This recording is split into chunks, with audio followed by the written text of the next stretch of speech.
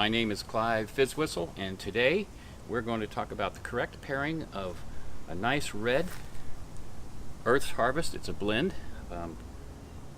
$5.49 at Aldi grocery stores, where it's a great place to shop. My wife and I like the place, and you may be wondering why the bottle is mostly empty. It's because after 23 takes, do I need to say any more? Anyway, today we're going to talk about adding habitat for native bees.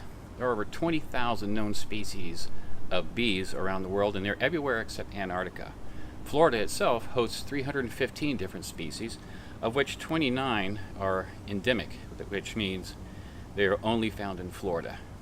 Now, bees are having a hard time, you may have heard, due to many things. Habitat loss is one of them, pesticide use is another, and other variables. In our garden, we don't have a beehive, but we do have plenty of native bees. So one of the things that we want to do is create a nice home for them so that they will stay and pollinate our flowers and our vegetables and things and be happy living here. So to help our bee friends here in our garden, we found this bee and insect house at Aldi for $9.99. Great value, and it'll give our local bees a place to live and raise their young while they pollinate our flowers and our vegetables. So let's see what this thing looks like. Just open that right here.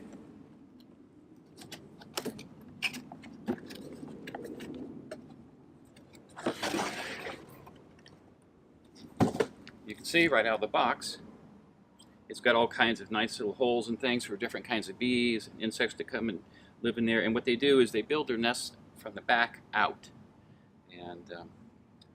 And so this is weather resistant. It has no harsh chemicals that's going to hurt the bees.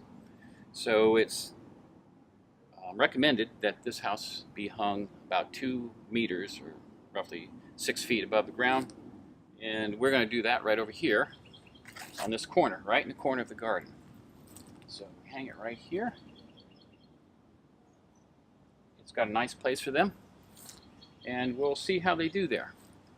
And here's to you guys, and to you, our audience. Thank you for watching. Nothing like a good wine with garden work.